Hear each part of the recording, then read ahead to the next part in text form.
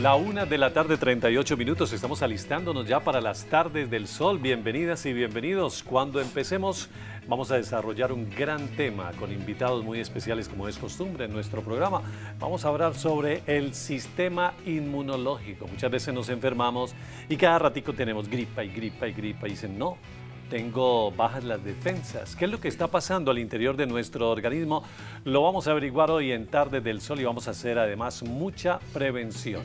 Antes de que empiece nuestro programa, los vamos a dejar con importantísima información. Presten mucha atención que está el médico Oscar David Hurtado con ustedes en estos 15 minutos.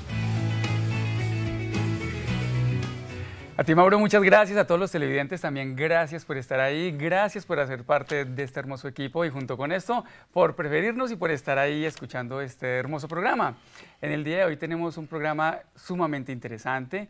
De hecho, vamos a hablar de las enfermedades que más afectan el aparato digestivo, como la gastritis. Si tú, por ejemplo, sientes llenura, gases, indigestión, sueles utilizar esa frase de todo lo que como me cae mal. Este programa es para ti. Entonces, bienvenidos a todos y espero que lo podamos disfrutar. Como lo ven en pantalla, del 5 al 10% de la población en Colombia ha sufrido en algún momento de su vida de dispepsia, llenura, gases e indigestión. De estos, de 10 personas que consultan, o mejor, de 10 personas, 4 consultan al médico por estos síntomas y otros dejan que el problema tienda a avanzar. Es por eso que para el programa del día de hoy tenemos un experto en el tema, el médico Oscar Emilio Díaz, médico internista. Doctor Oscar Emilio, muy buenas tardes, gracias por estar de nuevo aquí con nosotros. Buenas tardes, Oscar David, buenas tardes para todos. También es un gusto nuevamente estar en Tardes del Sol, en este espacio que está dedicado para la educación de la salud preventiva, que es un interés para todos. Bueno, muy bien, entonces hemos hablado de que la dispepsia es el término médico. Ese es el término que solemos utilizar los médicos cuando hacemos un diagnóstico de llenura, gases, pesadez, de dolor en la boca del estómago, de esa sensación de fatiga a nivel estomacal. La pregunta para el doctor Oscar Díaz, nuestro médico internista, es ¿qué es la dispepsia? Y junto con esto, ¿cómo podemos nosotros ayudarle a comprender a nuestros televidentes cómo pueden mejorarse? Bueno, hay cosas fundamentales para entender qué es la dispepsia. La dispepsia corresponde a esas molestias que tú ya dijiste, que son un motivo de consulta muy frecuente, que corresponden a malestar por afectación del tracto digestivo superior. Entonces estamos hablando específicamente del estómago y del duodeno, que es la primera porción del intestino delgado, 20 centímetros del intestino delgado.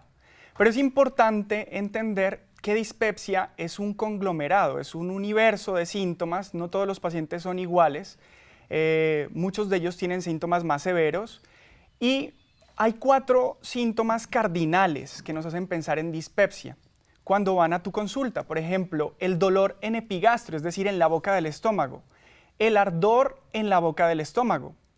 Eso en referencia al síndrome que hace parte de la dispepsia, definido como síndrome de dolor en epigastrio. Y la otra parte de la dispepsia es la parte funcional de la motilidad, en donde el paciente lo que siente es plenitud, es decir, lo que siente es un malestar después de haber comido o ingerido la cantidad igual de alimentos que generalmente consume. Y la otra, la saciedad, hasta la saciedad. Y es cuando el paciente refiere que se llena rápido, que no alcanza a comer lo que normalmente consumía previamente. Entonces esos síntomas cardinales son importantes. 2 cosas importantes para que entendamos el tema de dispepsia. Primero, el sistema gastrointestinal es un sistema que se integra a los demás sistemas en el organismo, entonces que juega un rol muy importante con el sistema neurológico, el sistema neuroendocrino, el sistema metabólico, y no es un sistema aparte, es un sistema muy complejo en donde se involucran muchos órganos y que el sistema nervioso central va a ser un comando de esa obra dinámica de los movimientos del estómago y del duodeno. Aquí viene algo muy interesante con lo que dice el doctor Oscar Emilio Díaz, que cuando tú sientes los síntomas como llenura, gases, o sea, ese malestar en tu boca del estómago, esa inapetencia, no se puede resumir tan solo en un medicamento para el malestar y ya. Eso da por entendido de que existen unas causas que pueden tener una envergadura importante. Entonces, esa es la segunda pregunta que te quiero hacer el día de hoy, es ¿cuáles son las posibles causas de que nuestros televidentes puedan sentir gases, dolor estomacal, ardor en la boca del estómago. Esa frase, doctor Díaz, de que todo lo que como me cae mal, ¿cuáles son las posibles causas para padecer de esta enfermedad?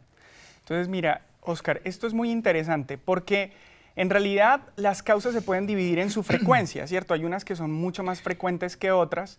Hay causas que nos preocupan más que otras, entonces la gente comienza a pensar en cáncer, ¿cierto? Entonces ya podemos comenzar a hablar de cáncer de páncreas, de cáncer de hígado, de cáncer gástrico o esofágico o cáncer de la vía biliar, ¿cierto? Esas son las causas más preocupantes para la mayoría de las personas. Pero lo que podemos decir es que la causa más frecuente de dispepsia es la dispepsia funcional, que posiblemente se asume que es una patología de un carácter más benigno, no es tan preocupante, pero los síntomas sí son muy molestos. Y los síntomas son tan molestos que es uno de los motivos de consulta más frecuentes. Entonces, la causa más frecuente es la dispepsia funcional, ya vamos a hablar de esto. Hay otras causas infecciosas que es muy frecuente, sobre todo en nuestra población y mucho más en el departamento de Nariño. Estamos hablando de la infección por Helicobacter pylori. El Helicobacter pylori es una bacteria que puede producir desde una gastritis erosiva hasta una úlcera y está relacionada con aumento de la prevalencia y la incidencia del cáncer gástrico. Entonces es importante reconocerla como una causa. Y como hay causas que son más frecuentes que otras y hay unas que son más preocupantes que otras, entonces aquí ya vienen los métodos diagnósticos que están basados en una buena historia clínica. Muy bien, mucho paciente, mucho televidente se puede estar preguntando, bueno, yo siento los síntomas de los cuales habla el doctor Oscar David y el doctor internista. Ahora bien, la pregunta sería, ¿cuándo realmente debe de consultar la persona? ¿Cuándo realmente puede tener una enfermedad de alta envergadura como pueden ser un cáncer de estómago o una úlcera gástrica? Ok, entonces aquí es de hablar con cuidado, porque entonces todos pensamos en que si me duele la boca del estómago tengo que ir al médico a pedirle una endoscopia. Y las cosas no son así. Mira, los estudios que se han hecho a nivel mundial se demuestra que cuando un paciente que ingresa al diagnóstico de dispepsia, es decir, tiene malestar en la boca del estómago o llenura, se hacen las endoscopias y menos del 10% de estos pacientes van a tener una úlcera péptica, por ejemplo. El 1% va a tener cáncer gástrico, pero el 70% más va a tener una dispepsia funcional. Y la dispepsia funcional se refiere a una alteración, como su nombre lo indica, la funcionalidad, a una hiperproducción de ácido gástrico, una alteración de la movilidad o la relajación del estómago. Entonces son patologías que se pueden manejar de forma crónica y aliviar los síntomas de una manera menos preocupante. Hay unos signos de alarma que debemos tener en cuenta los médicos y también los pacientes. Algunos son tardíos, ¿cierto? Algunos son tardíos, o la gran mayoría son tardíos, y otros hacen parte de la prevención. Entonces es muy importante reconocer que el paciente tenga factores de riesgo familiares para cáncer gástrico, cáncer de esófago. Esto nos hace de pronto abordar a este paciente de otra manera, ¿cierto? Para detección temprana. También la evidencia de una anemia que le llamamos ferropénica, y es que el paciente comienza a tener pérdidas de hierro por sangrados, y pueden ser sangrados muy pequeñitos que duran muchos meses e incluso años, a sangrados que pueden ser agudos y severos como melenas, que son deposiciones negras malolientes, o vómito con sangre oscura, que se conoce como hematemesis. Otros signos de alarma son la edad, y eso no se puede cambiar. Un paciente con estos síntomas mayores de 55 años que hayan comenzado en los últimos 3 meses, hay que ponerle cuidado. O pacientes que tengan disfagia, que es la imposibilidad para tragar o deglutir. Y que esa disfagia sea especialmente progresiva, es decir, que al comienzo no pueda tragar sólidos, pero después avance a los licuados y a los líquidos y tampoco los pueda tragar.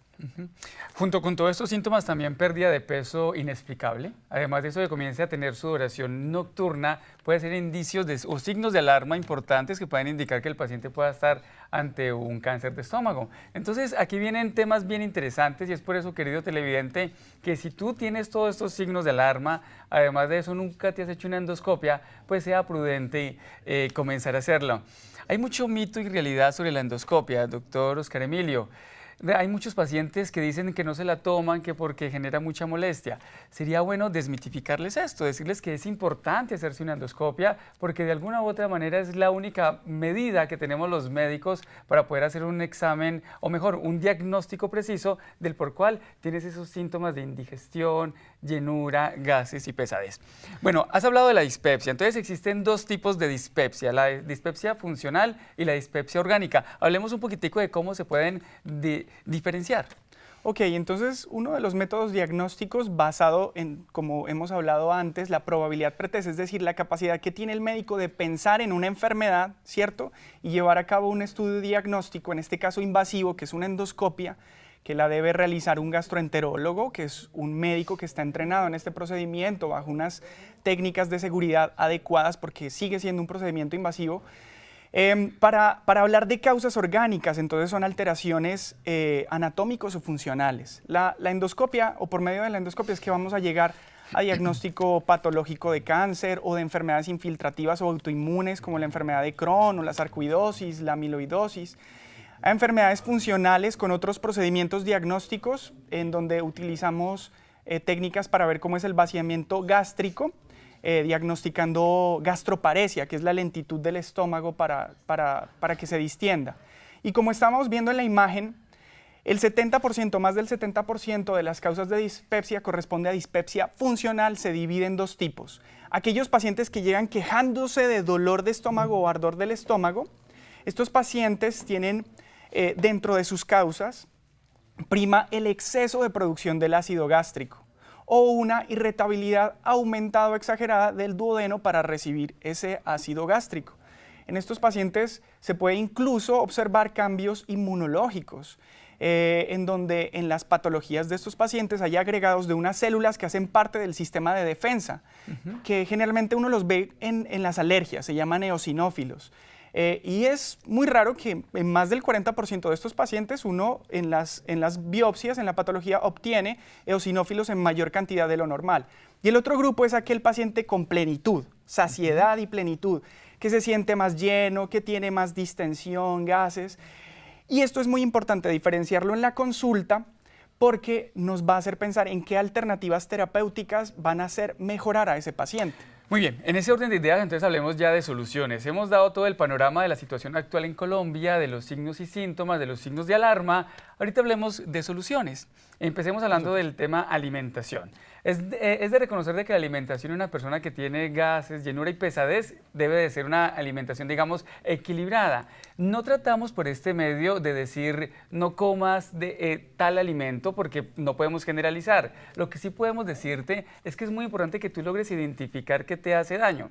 Si a ti te hace daño el café, si a ti te hace daño el pan, si tú te sientes con gases, llenuras y pesadez luego de que tomas leche, pues es absurdo continuarla consumiendo porque en teoría es lo que te puede estar haciendo daño. Entonces es muy importante que replantees lo que te hace daño, que lo alejes de tu plan de nutrición y junto con esto visitar al médico para que te podamos hacer los exámenes y tomar decisiones. Pero si nos vamos desde el punto de vista terapéutico, la parte emocional es sumamente importante.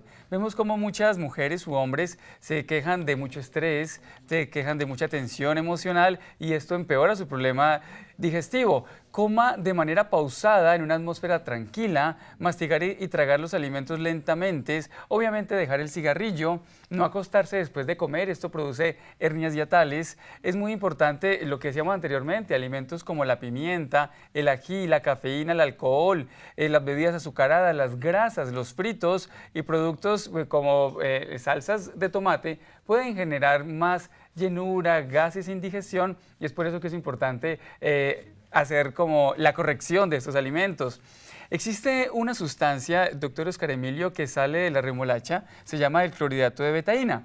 El clorhidrato de betaína es una opción terapéutica que se ve desde el mundo de la medicina alternativa, excelente opción natural para tratar todo lo que tiene que ver con llenura, gases e indigestión. Es decir, que puede ser una muy buena opción consumir un zumo de remolacha con el almuerzo, un zumo de apio también puede ser muy digestivo y esto puede ser opciones terapéuticas en casa que tú puedes tener de la mano para ayudarte con tu proceso de la indigestión. Eso desde la medicina nutricional. Ahora, desde la medicina interna, ¿cómo se maneja una dispepsia?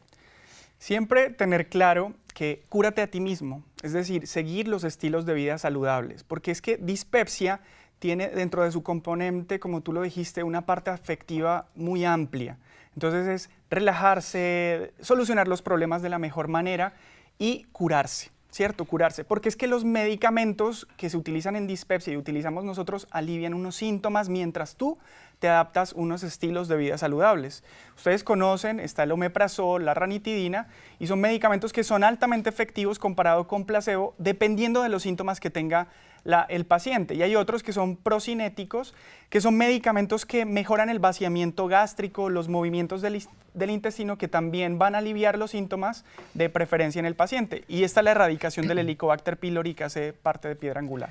Bueno, muy bien, agradecerles a ustedes por el acompañamiento, por estar ahí con nosotros, por acompañarnos todos los martes en esta entrevista que hacemos con todo el cariño y con todo el deseo de que ustedes puedan mejorar, puedan cambiar, puedan tener herramientas en su cocina y también tengan médicos que estemos a la mano de ustedes para poderles prestar un muy buen servicio y ayudarles a recuperar su salud. Recuerden, nada cambia si nada cambia. Es por eso que es muy importante comenzar a hacer cambios en tu vida para que decidas curarte. Gracias, doctor Oscar Emilio. Gracias a ustedes por estar siempre ahí. Nos esperamos el próximo martes aquí en Telepacífico.